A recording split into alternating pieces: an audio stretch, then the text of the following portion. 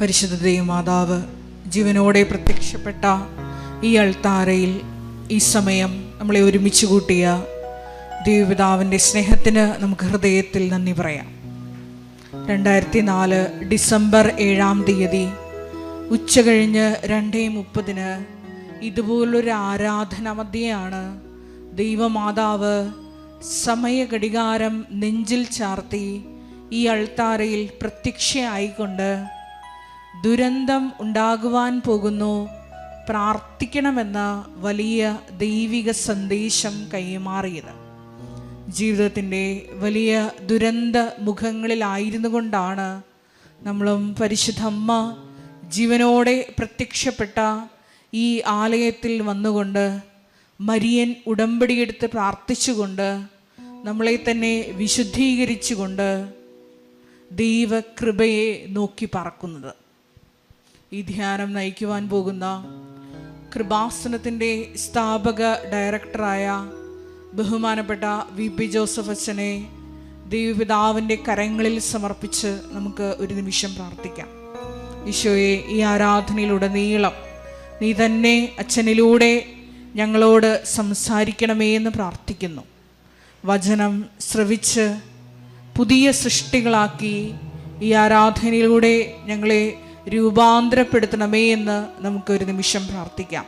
കൃപാസനത്തിൽ വന്ന് മരിയൻ ഉടമ്പടിയെടുത്ത് പോയിട്ടുള്ള മുഴുവൻ മക്കളുടെയും പരിശുദ്ധ കാരുണ്യ പ്രവൃത്തികളുടെ യോഗ്യതയാൽ ഈ അൾത്താരയിൽ നടന്നിട്ടുള്ള 10,000-കണക്കിന് ആരാധനകളുടെ യോഗ്യതയാൽ ലക്ഷക്കണക്കിന് കോടിക്കണക്കിന് ജപമാലകളുടെ യോഗ്യതയാൽ എത്രയും വേഗം ഈ വിഷയങ്ങളിലെല്ലാം വലിയ ദൈവിക ഇടപെടലുണ്ടായി സമയ ചുരുക്കത്തിൽ ഈ അൾത്താരയിൽ വന്ന് സാക്ഷ്യം പറയുവാൻ ഓരോ മക്കളെയും നീ വിളിക്കണമേ, തിരഞ്ഞെടുക്കണമേ, പ്രത്യേകമായ കൃപ നൽകണമേ എന്ന് പ്രാർത്ഥിച്ചുകൊണ്ട് ദിവ്യകാരുണ്യനാഥനെ വരവേറ്റുകൊണ്ട് ഇരു കരങ്ങളും ഉയർത്തി നമുക്ക് ശക്തമായി സ്തുതിക്കാം. ഹല്ലേലൂയ, ഹല്ലേലൂയ, ഹല്ലേലൂയ.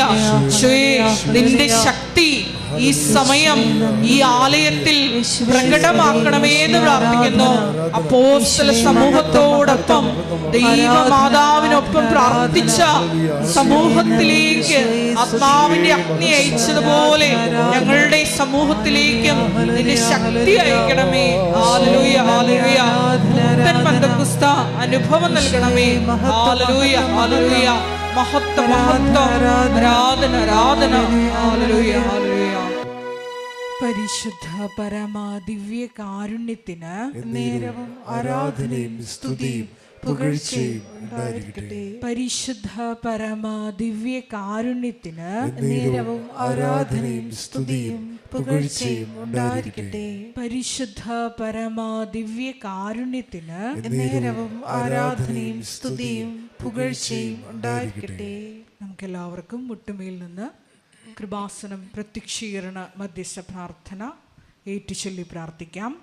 അമ്മേ, പരിശുദ്ധ അമ്മേ, പരിശുദ്ധ ദൈവമാതാവേ, ദൈവമാതാവേ, കൃപാസനത്തിലൂടെ ഞങ്ങൾക്കും ഞങ്ങളുടെ ദേശത്തിനും അമ്മ മധ്യസ്ഥം തേടി തന്ന എല്ലാ അനുഗ്രഹങ്ങൾക്കും കൃപകൾക്കും ഞങ്ങളിപ്പോൾ ഹൃദയം നിറഞ്ഞ നന്ദി പറയുന്നു. സ്തുതിച്ചു പ്രാർത്ഥിക്കാം. ഹല്ലേലൂയ, ഹല്ലേലൂയ. നാളിതുവരെ ഞങ്ങൾക്ക് ലഭിച്ച എല്ലാ കൃപകൾക്കും അനുഗ്രഹങ്ങൾക്കും നന്ദി പറയുന്നു. ഹല്ലേലൂയ, ഹല്ലേലൂയ, ഹല്ലേലൂയ. മഹത്വം, മഹത്വം, ആരാധന, ആരാധന. ഹല്ലേലൂയ.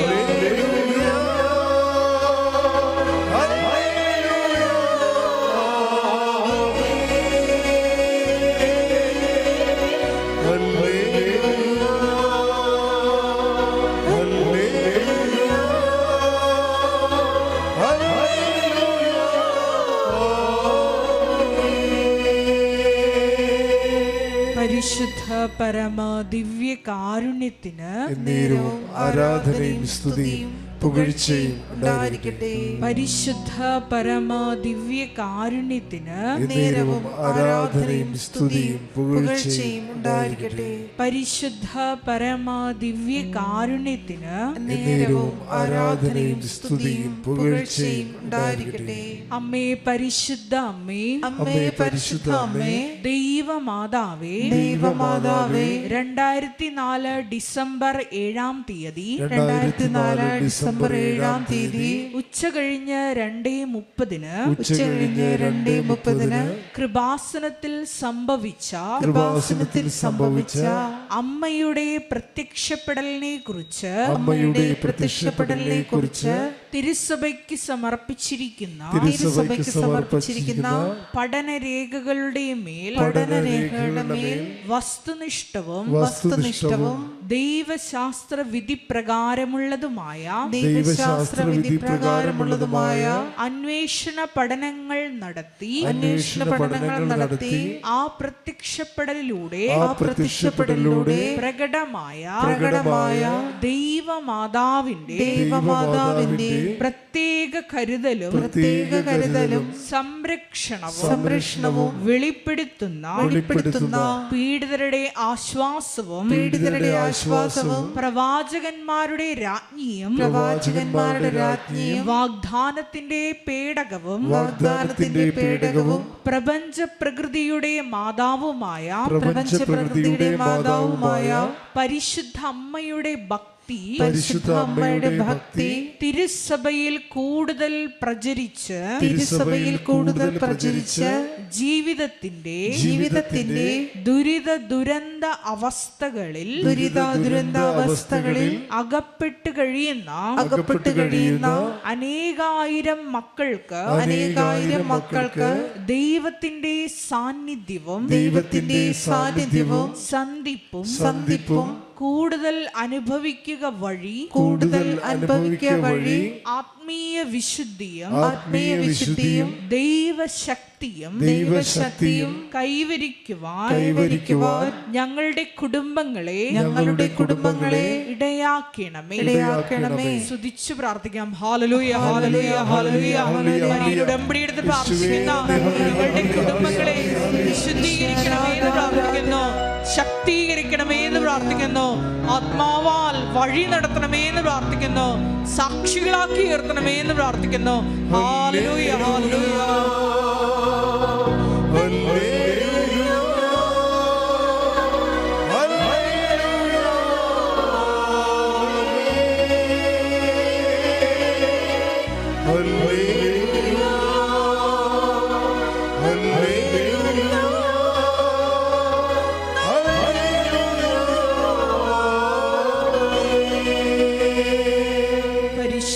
പരമ ദിവ്യ കാരുണ്യത്തിന് നേരവും ആരാധനയും സ്തുതിയും പുകഴ്ചയും ഉണ്ടായിരിക്കട്ടെ.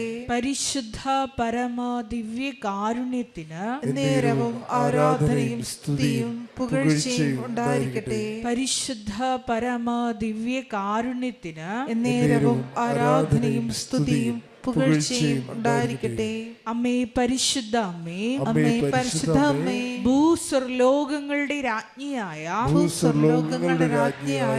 അങ്ങേയ്ക്ക് ഭൗമ സംരക്ഷണത്തിനായി പ്രപഞ്ച പ്രകൃതിയെ തന്നെ തിരുസഭ പ്രതിഷ്ഠിക്കുവാൻ ഈ പ്രത്യക്ഷീകരണം വഴി ഇടയാക്കണമേ.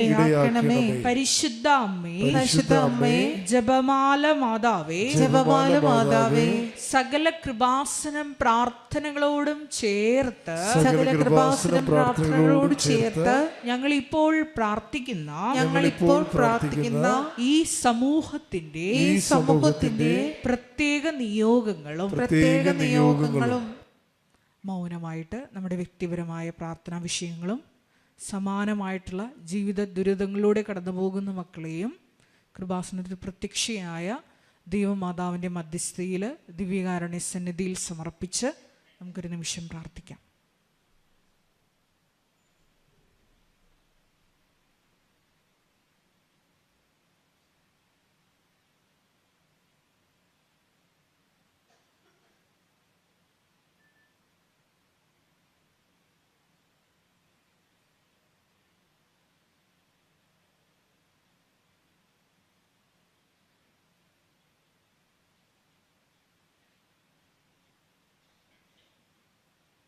അമ്മയുടെ പ്രത്യക്ഷീകരണത്തിന്റെ ഈ അനുഗ്രഹവേളയിൽ ഞങ്ങൾക്ക് സാധിച്ചു തരുവാൻ കനിയണമേ. ആമേൻ. മാതാവിനും ഈശോയ്ക്കും ഒരുപാട് കോടാനുകോടി നന്ദി പറഞ്ഞുകൊണ്ട് ഞാൻ ഇതിൻ്റെ സാക്ഷ്യം പറയുവാണ്. ഞാൻ ഷേർലി, എറണാകുളത്ത് നിന്ന് വരുന്നു. എൻ്റെ ഒന്നാമത്തെ അനുഭവ സാക്ഷ്യം ഇതെൻ്റെ മകളാണ്.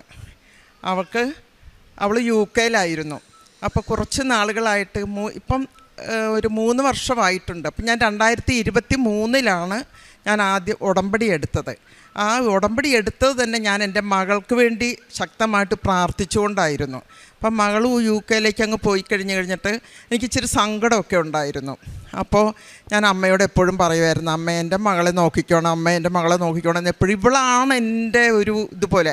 അങ്ങനെയായി. ആ ഇടയ്ക്ക് അമ്മ ആദ്യത്തെ കൊച്ചു ഇവൾക്ക് ഉണ്ടായിരുന്നു.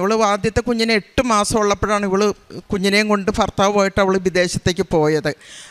അത് കഴിഞ്ഞ് അവളവിടെ ചെന്ന് കുറച്ച് നാൾ കഴിഞ്ഞപ്പോഴേക്ക് അവൾക്ക് എനിക്ക് ദർശനത്തിൽ കാണുവാണ് ഇവൾ 2ാമത് ഗർഭിണിയായെന്ന്. അപ്പം ഞാനോർത്ത് എന്താ അമ്മ ഇതിങ്ങനെ. അപ്പം ഞാൻ ഇവളെ പറ്റി എനിക്കൊരു വിവരം കിട്ടുന്നുമില്ല. അത് കഴിഞ്ഞ് ഒരു 2 മാസം കഴിഞ്ഞപ്പോൾ ഇവളെന്നെ വിളിച്ചിട്ട് പറയും, മമ്മി ഞാൻ ഗർഭിണിയാണെന്ന്. അപ്പം ഞാൻ ഓർത്ത് അമ്മ എനിക്ക് കാണിച്ചു തന്നത് സത്യമാണല്ലോ എന്ന് ഓർത്ത്. പിന്നെ ഞാൻ പ്രാർത്ഥിക്കാൻ തുടങ്ങി. അപ്പോൾ എൻ്റെ മനസ്സിലേക്കൊരു കാര്യം, അവൾക്ക് എന്തോ സംഭവിക്കാൻ പോണ്, അവൾക്കും എൻ്റെ കുഞ്ഞിനും എൻ്റെ മകൾക്കും കൊച്ചിനും എന്തോ സംഭവിക്കാൻ പോണ്. അങ്ങനെ ഒരു ടെൻഷനായപ്പോഴേക്ക് ഇതിനിടയ്ക്ക് ഞാൻ ഒരുപാട് പ്രേക്ഷിത പ്രവർത്തനങ്ങളൊക്കെ ചെയ്യുന്നുണ്ടായിരുന്നു. അപ്പോൾ ആദ്യം തന്നെ എനിക്കിത് ഉടമ്പടി എടുത്തപ്പോഴേ എനിക്ക് അമ്മ കാണിച്ചു തന്നത് ഈ 2 വലിയ ചിറകുള്ള 2 മാലാഖന്മാർ ഇവിടെ വന്ന് ഇത് അപ്പുറത്തും ഇപ്പുറത്തും നിൽക്കുന്നതായിട്ട്, ഇങ്ങനെ പറന്ന് വന്ന് നിൽക്കുന്നതായിട്ട് എനിക്ക് ഫീൽ ചെയ്തിട്ടുണ്ട്. സ്വർണ്ണ കളറുള്ള ചിറകായിട്ട്, വലിയ ചിറക്. അതങ്ങനെ ഞാൻ കണ്ടു. അപ്പോൾ ആരാധനയാണ് എൻ്റെ അടുത്ത് പറഞ്ഞിരിക്കുന്നത്. അപ്പം ഞാൻ ആരാധനയിലൊക്കെ കൃത്യമായിട്ട് പങ്കെടുക്കുമായിരുന്നു. എന്നാൽ കഴിയുന്ന പോലുള്ള പാവങ്ങൾക്ക് സഹായങ്ങളെല്ലാം ഞാൻ ചെയ്തുകൊണ്ടിരുന്നു. കരുണാലയത്തിലൊക്കെ പോയി അവർക്ക് വായിച്ചു കൊടുക്കുകയും അവർക്ക് ഇത് ശുശ്രൂഷിക്കുകയൊക്കെ ഞാൻ എന്നാൽ ചെയ്യാൻ കഴിയുന്നതൊക്കെ ഞാൻ ചെയ്യുമായിരുന്നു. അങ്ങനെ ഇരിക്കുമ്പോഴാണ് അമ്മ എനിക്ക് വേറൊരു കാര്യം കാണിച്ചു തരുന്നത്. എൻ്റെ മകളുടെ കുഞ്ഞിനെന്തോ സംഭവിക്കാൻ പോകണമെന്ന്. അപ്പം എനിക്ക് ടെൻഷനായി. അമ്മ എന്താ അമ്മ, പിന്നെ എനിക്ക് ഉറക്കമില്ല, സമാധാനമില്ല, വെള്ളം പോലും കുടിക്കാൻ പറ്റുന്നില്ല. പിന്നെ അപ്പോൾ ഇത് ഞാൻ പറഞ്ഞത് എൻ്റെ ഒരു 2 ഹൈന്ദവ സുഹൃത്തുക്കളോടും പിന്നെ എൻ്റെ ഒരു കസിൻ ചേച്ചിയോടുമാണ്. വേറെ ആരോടും ഞാനിത് പറഞ്ഞില്ല. ഇങ്ങനെ എന്തോ എൻ്റെ കുഞ്ഞിന്, എൻ്റെ മോൾക്ക് എന്തോ സംഭവിക്കാൻ പോണ്, അവളുടെ ജീവൻ എന്തോ ഒരു ആപത്ത് പോലെ. എനിക്കാകെ ടെൻഷനായി. അപ്പം ഞാൻ അമ്മയോട് ഇങ്ങനെ സ്ഥിരം പ്രാർത്ഥിച്ചുകൊണ്ടിരുന്നു. അതോടൊപ്പം തന്നെ ഞാൻ ഇങ്ങനെ ഒരു കാര്യം ചെയ്തു. എൻ്റെ പൊക്കിൾക്കൊടി ബന്ധമാണ്. ഞങ്ങൾ അമ്മയും എല്ലാവരും ലോകത്തിൽ അങ്ങനെയാണല്ലോ, അമ്മയും മക്കളും തമ്മിലുള്ള പൊക്കിൾക്കൊടി ബന്ധമല്ലേ. അപ്പം അമ്മ എനിക്കിത് കാണിച്ചു തന്നത് അങ്ങനെ പറയാം. ആദ്യമായിട്ടാണ് ഞാൻ അങ്ങനെ ഒരു സംഭവത്തെപ്പറ്റി ചിന്തിക്കുന്നത്. അപ്പം ഞാനിങ്ങനെ ഈ ഇവിടുത്തെ തൈലം എടുത്ത് എൻ്റെ പൊക്കിൾക്കൊടിയിൽ, എൻ്റെ പൊക്കിളിൽ ചുറ്റും പുരട്ടിയിട്ട് ഞാൻ കുരിശ് വരച്ച് വിശ്വാസ പ്രമാണം ചൊല്ലി ഉടമ്പടി പ്രാർത്ഥനയും ചൊല്ലി. എന്നിട്ട് ഞാൻ പറഞ്ഞു, അമ്മേ ഇതെൻ്റെ മകളുടെ ഇതിലേക്ക് ഞാനിവിടെ പ്രാർത്ഥിക്കുമ്പോൾ എൻ്റെ മകൾക്കത് സംഭവിക്കണം. അങ്ങനെ കുറച്ച് നാൾ കൂടി കഴിഞ്ഞ് ഇതങ്ങോട്ട് മുന്നോട്ട് പോവുകയാണ്. അപ്പോഴും എനിക്ക് സമാധാനമില്ല. അങ്ങനെ അപ്പം ഇവൾക്ക് കുഴപ്പമൊന്നും ഇല്ലെന്നുള്ളത് ഞാൻ അറിയുന്നുണ്ട്, പ്രശ്നങ്ങളില്ല എന്ന് ഞാൻ അറിയുന്നുണ്ട്. ഇത് ഇടയ്ക്ക് എന്നാലും എൻ്റെ മനസ്സിലേക്ക് ഇത് വരിക, അവൾക്കെന്തോ സംഭവിക്കാൻ പോകണമെന്ന്. ഇങ്ങനെയായി കുറച്ച് നാൾ കൂടി കഴിഞ്ഞ് ഞാൻ അമ്മയോട് പറയുവാണ്. അപ്പോൾ എനിക്ക് ഏലീശോയുടെ അടുത്ത് അമ്മ തിടുക്കത്തിൽ പോകുന്ന ഒരു സംഭവത്തെപ്പറ്റി അമ്മ എൻ്റെ മനസ്സിലേക്ക് ഓർമ്മിപ്പിച്ചു.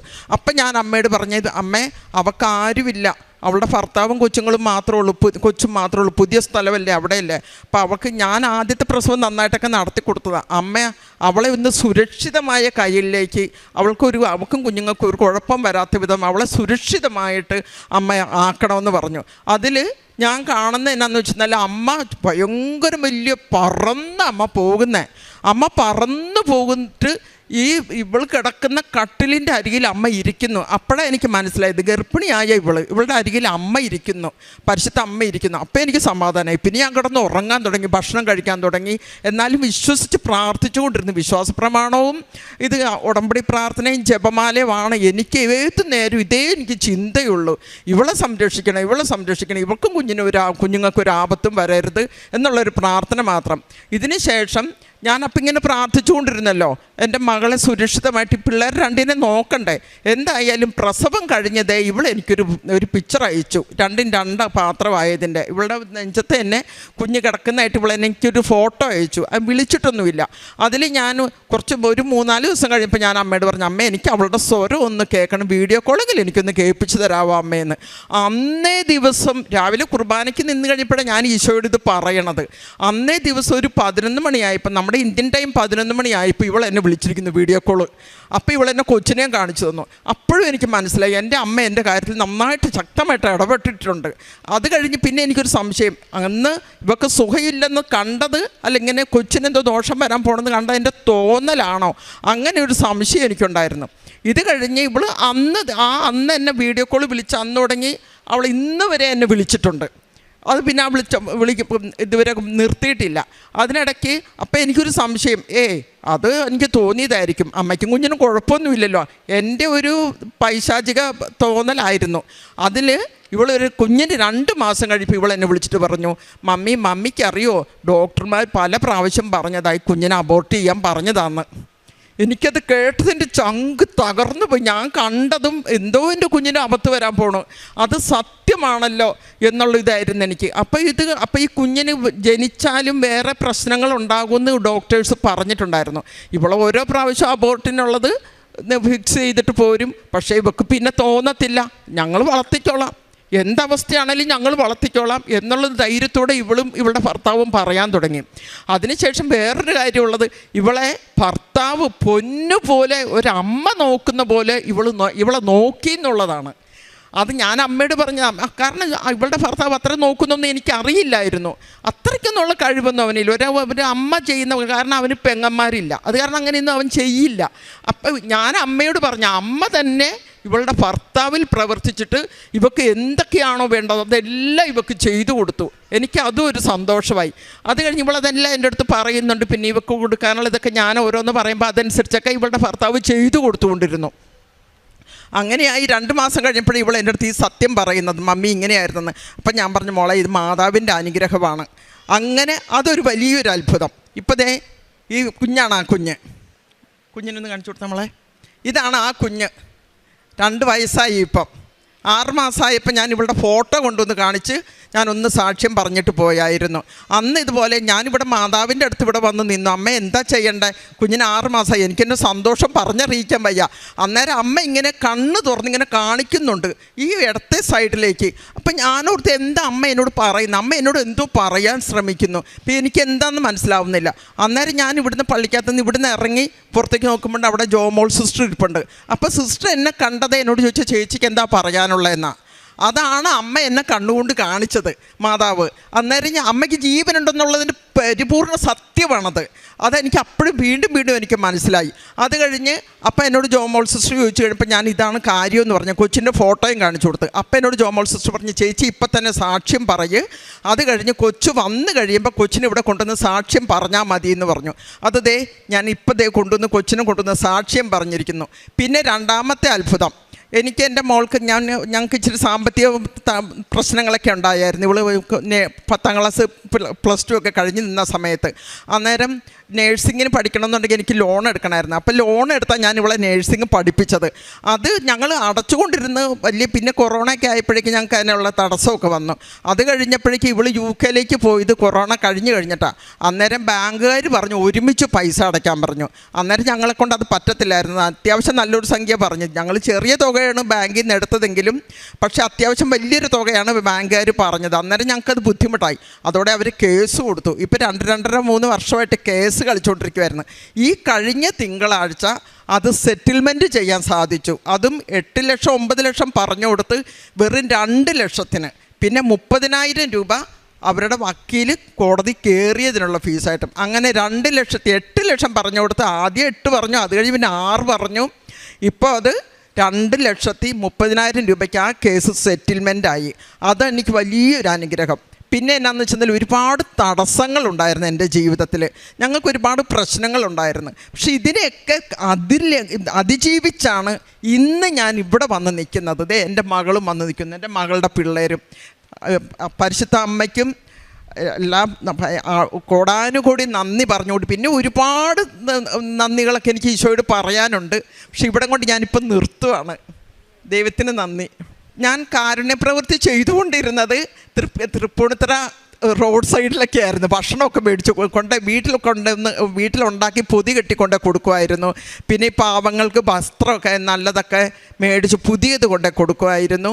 പിന്നെ അപ്പോൾ ഈ വഴിയരികിലുള്ള ഈ കടകളിൽ തൃപ്പൂണിത്തുറ സ്റ്റാൻഡിലും ആശുപത്രികളിലൊക്കെ കൊടുക്കാൻ ചെന്ന് കഴിഞ്ഞപ്പോഴേക്കും അവർ പിന്നെ തടഞ്ഞു. അപ്പോൾ പത്രവും ആ കൂടെ കൊടുക്കും. അത് കഴിഞ്ഞ് അവർ പിന്നെ തടഞ്ഞു. അങ്ങനെ ഫുഡൊന്നും അങ്ങനെ കൊടുക്കാൻ പറ്റില്ല എന്ന് പറഞ്ഞു. പിന്നെ ഞാൻ ഹോട്ടലിൽ നിന്ന് മേടിച്ച് കൊടുക്കലായി. അതിപ്പോഴും എടപ്പള്ളി പള്ളിയിലൊക്കെ പോയാലും അവിടെ വഴിയിലിരിക്കുന്നവർക്ക് എവിടെയെങ്കിലും കണ്ടാൽ, ഇപ്പോൾ കാക്കനാട് ഇവിടെയൊക്കെ പോകുമ്പോഴാണെങ്കിലും നടന്നു പോകുമ്പം ആരെങ്കിലും ഭിക്ഷക്കാരെ കണ്ടാൽ അവർ വഴിയെ വയ്യാതിരിക്കുന്നവരല്ലേ, അവർക്ക് ഞാൻ അടുത്ത ഹോട്ടലിൽ തപ്പി നടന്ന് ഒന്നുകിൽ ഇവരോട് പറയും, എൻ്റെ കൂടെ വരാൻ പറയും, ഇല്ലെന്നുണ്ടെങ്കിൽ മേടിച്ചു കൊണ്ട് ഞാൻ കൊടുക്കും. ഇങ്ങനെയൊക്കെ ഞാൻ കൊടുക്കാറുണ്ട്. അങ്ങനെ എന്നാൽ ചെയ്യാൻ കഴിയുന്നതൊക്കെ ഞാൻ ചെയ്തു കൊടുക്കാറുണ്ട്. പിന്നെ ഇങ്ങനെ ഈ ഇതിനെപ്പറ്റിയൊക്കെ അറിയാൻ പാടില്ലാത്തവരുണ്ട്. ഇനി അറിയാമെങ്കിലും അതൊക്കെ വലിയ കാര്യമില്ല എന്ന് പറയുന്നവരുണ്ട്. കൃപാസന അമ്മയുടെ കാര്യം. അപ്പം ഞാൻ എൻ്റെ ഈ അനുഭവം പറഞ്ഞ് അവരെ ഞാൻ ഇതിലേക്ക് തിരിച്ചു കൊണ്ടുവന്നിട്ടുണ്ട്.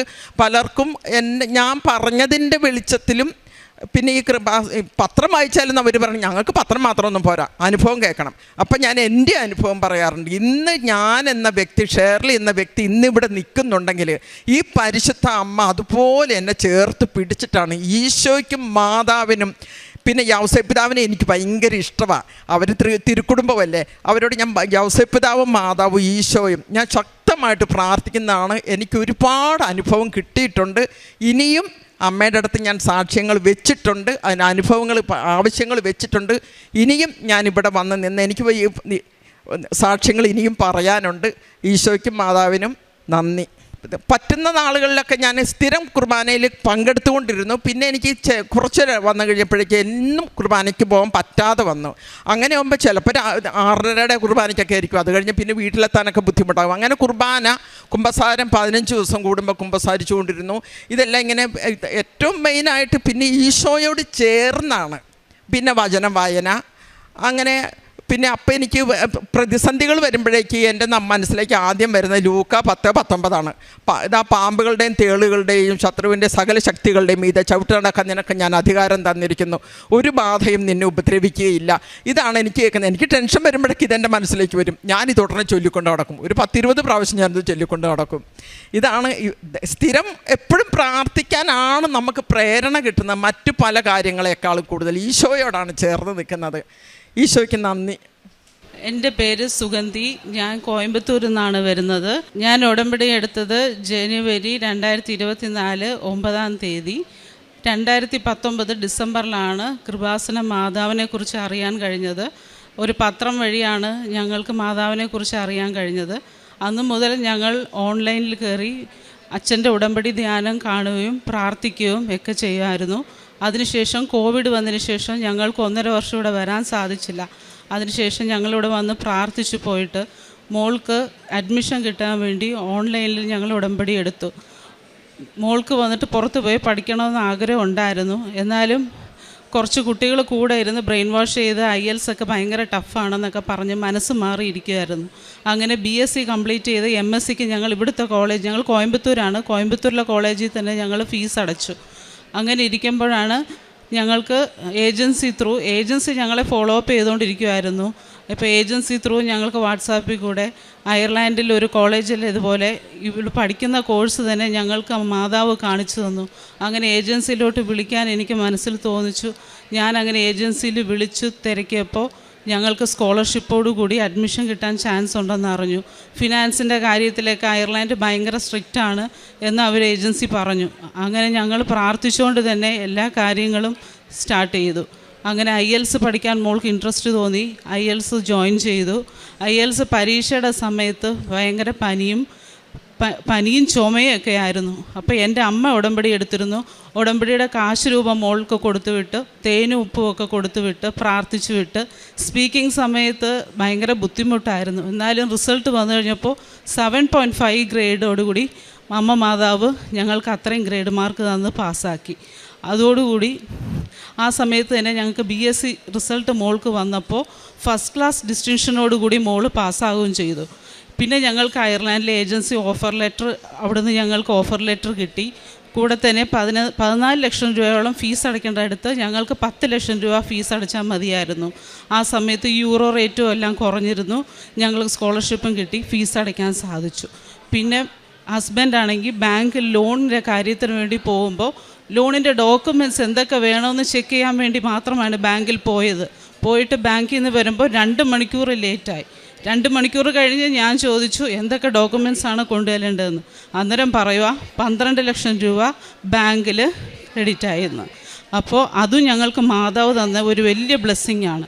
കാരണം പെൻഷൻ അക്കൗണ്ടിൽ നിന്ന് ഞങ്ങൾക്ക് ലോൺ കിട്ടി, കൂടാതെ പേഴ്സണൽ ലോണും എല്ലാം കൂടി 12 ലക്ഷം ഓൾറെഡി ബാങ്ക് തരാമെന്ന് പറഞ്ഞിരുന്നു. ഞങ്ങളത് മറന്നുപോയി.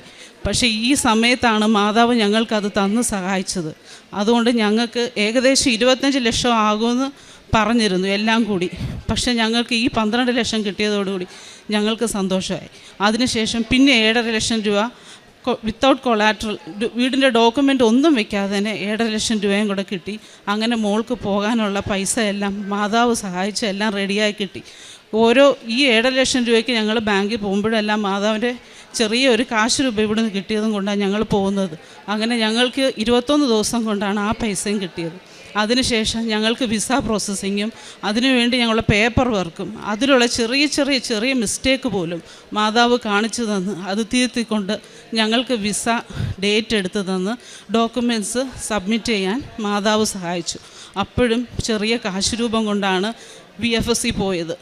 ഒത്തിരി ഡോക്യുമെൻറ്റ്സ് ഉണ്ടായിരുന്നു. കാരണം അയർലാൻഡിൻ്റെ ഫിനാൻസ് കാര്യത്തിൽ ഭയങ്കര സ്ട്രിക്റ്റ് ആയതുകൊണ്ട് ഒരുപാട് ഡോക്യുമെൻറ്റ്സ് കൊടുക്കേണ്ടി വന്നു. ഞങ്ങളുടെ മാത്രമല്ലാതെ എൻ്റെ അമ്മയുടെയും കൂടെ സ്പോൺസർ ഡോക്യുമെൻറ്റ്സ് കൊടുക്കേണ്ടി വന്നു. ഇത്രയും ഡോക്യുമെൻറ്റ്സ് ഞങ്ങൾക്ക് ഒരു മിസ്റ്റേക്ക് പോലും ഇല്ലാതെ എല്ലാം ചെക്ക് ചെയ്ത് ഞങ്ങൾക്ക് അവിടെ സബ്മിറ്റ് ചെയ്ത് 1 മാസത്തിനകം വിസ കിട്ടി. അതുമാത്രമല്ലാതെ മോൾക്ക് ഒറ്റയ്ക്ക് പോകുമല്ലോ എന്നോർത്ത് ഞങ്ങൾ വിഷമിച്ചിരുന്നപ്പോൾ ഒരു കുട്ടി മോൾക്ക് തന്നെ ഫോൺ ചെയ്ത് VFSൽ വെച്ച് ഞാൻ കണ്ടിരുന്നു എന്ന് പറഞ്ഞ് ഇങ്ങോട്ട് വിളിച്ച് അങ്ങനെ കൂടെ പോകാൻ ഒരാൾക്ക് പകരം 4 പേരെ മാതാവ് കൂട്ടിന് നൽകി. അതുപോലെ തന്നെ അക്കോമഡേഷൻ കിട്ടാനായിട്ട് ഞങ്ങൾ ട്രൈ ചെയ്തുകൊണ്ടിരുന്നപ്പോൾ ആ മക്കൾ തന്നെ അയർലാൻഡിലുള്ള അവരുടെ ബന്ധുക്കളെ കൊണ്ട് അവിടെ അക്കോമഡേഷൻ റെഡിയായി ഞങ്ങൾക്ക് കിട്ടി.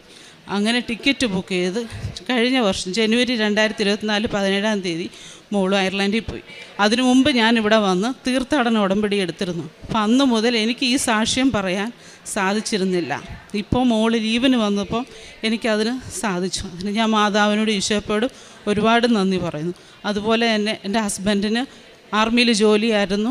ഭയങ്കര നടുവേദനയായിരുന്നു 20 വർഷമായിട്ട്.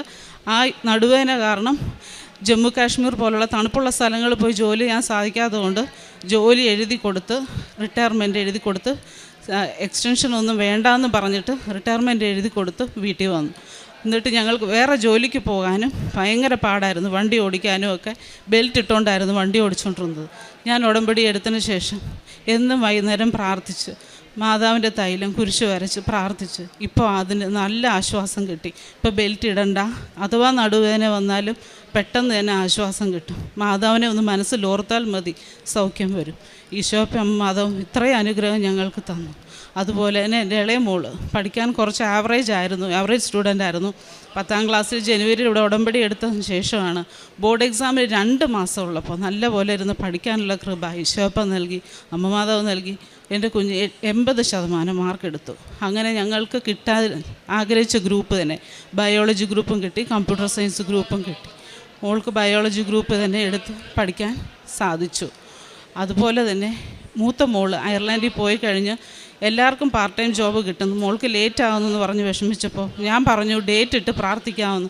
അങ്ങനെ ഡേറ്റ് ഇട്ട് പ്രാർത്ഥിച്ചതിന് പ്രകാരം മാർച്ച് 8 വിമൻസ് ഡേയുടെ ഒരു ഗിഫ്റ്റായിട്ട് ഒരു ജോലി നൽകണമേ എന്ന് ഞങ്ങൾ മാതാവിനോട് ഈശോയോട് പ്രാർത്ഥിച്ചു. അതുപോലെ തന്നെ മാർച്ച് 6 തന്നെ part time job offer letter കിട്ടി. അങ്ങനെ ഇതുവരെ ഞങ്ങൾക്ക് അങ്ങോട്ട് 5 പൈസ കൊടുക്കേണ്ടി വന്നിട്ടില്ല. ഓരോ മാസവും റെൻറ്റും ചിലവും കാര്യങ്ങളെല്ലാം മോൾക്ക് തന്നെ നോക്കാൻ സാധിക്കുന്നു. അതുപോലെ എനിക്ക് ഇപ്പോഴും മോൾക്ക് വരാനും സാധിച്ചു. ഇനി പോയിട്ട് വേണം ജോലിക്ക് അപ്ലൈ ചെയ്യാൻ. ഞങ്ങൾ ഈശോയോടും അമ്മയോടും പ്രാർത്ഥിക്കുന്നു. ഇനി ഇവിടെ ഉടമ്പടി സാക്ഷ്യമായി ഞങ്ങളെ നിർത്തമേ എന്ന് പ്രാർത്ഥിക്കുന്നു. പിന്നെ ഉടമ്പടി വസ്തുക്കൾക്കുണ്ട്. അതുപോലെ ഉപ്പും തൈലവും ഉപയോഗിച്ച് ഒരുപാട് ആശീർവാദം ഞങ്ങൾക്ക് കിട്ടിയിട്ടുണ്ട്. ഓരോ അസുഖങ്ങൾ വരുമ്പോഴും ഞങ്ങൾ വിശ്വാസ പ്രമാണം പറഞ്ഞ് പ്രാർത്ഥിച്ച് ഞങ്ങളിതെല്ലാം ഉപയോഗിക്കും. ഞങ്ങൾക്ക് നല്ല സൗഖ്യം കിട്ടിയിട്ടുണ്ട്. 6ാമത്തെ പ്രാവശ്യമായിട്ട് ഉടമ്പടി പുതുക്കിയിട്ടാണ് ഇപ്പം ഞങ്ങൾ സാക്ഷ്യം പറയാൻ വന്നിരിക്കുന്നത്. ഇത്രയും ആശീർവാദം നൽകിയ ഈശോയ്ക്കും അമ്മ മാതാവിനും കോടാനുകോടി നന്ദി.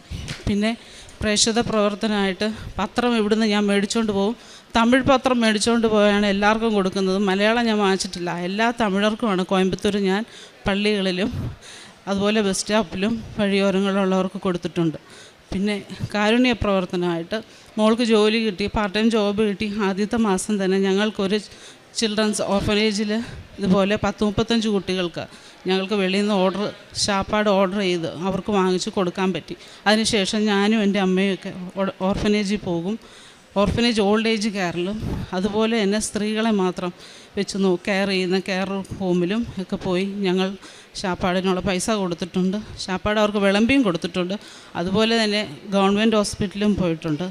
പിന്നെ പള്ളിയിൽ പോകുമ്പം വഴിയോരങ്ങളുള്ള പാവത്തുങ്ങൾക്ക് സ്നാക്സായിട്ട് കൊണ്ട് കൊടുക്കാൻ കഴിഞ്ഞിട്ടുണ്ട്. ചോറ് അല്ലെങ്കിൽ സ്നാക്സ് എന്തെങ്കിലും കൊണ്ട് കൊടുക്കും. ഞങ്ങളെ കൊണ്ടാവുന്ന സഹായങ്ങൾ എല്ലാ മാസവും ചെയ്യും. എല്ലാ മാസവും അതുപോലെ തന്നെ ഓൾഡ് ഏജ് കെയറിൻ്റെ ഒരു ഡൊണേഷൻ കൊടുക്കാനും സാധിക്കുന്നുണ്ട്. ജീവിതകാലം മുഴുവനും ഈശോപ്പയും അമ്മയായിട്ടുള്ള ഈ ഉടമ്പടിയിൽ തന്നെ ജീവിക്കണമെന്ന് പ്രാർത്ഥിച്ചുകൊണ്ട് നന്ദി ചൊല്ലുന്നു.